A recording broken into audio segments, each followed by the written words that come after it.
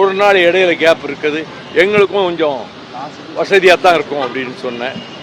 அதன் பிறகு அந்த கவின் கொலை வழக்கில் அந்த குற்றவாளியையும் கைது செய்து அவருடைய தந்தையாரையும் கைது செய்து தீவிரமான காவல்துறை நடவடிக்கைகளை மேற்கொண்டிருப்பதை நான் சுட்டிக்காட்டிய போது உடனடியாக அந்த செய்தி வந்தவுடன் உடனடியாக செய்துவிட்டோம்.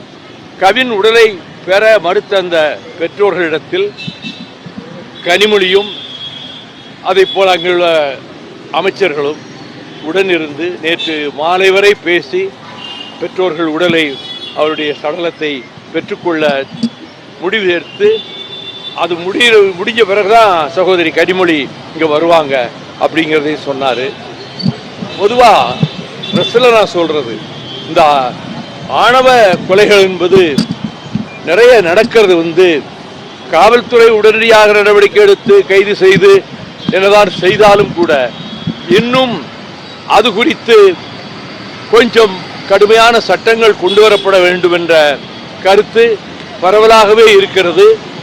ஆகவே உங்களுடைய அரசும் அதை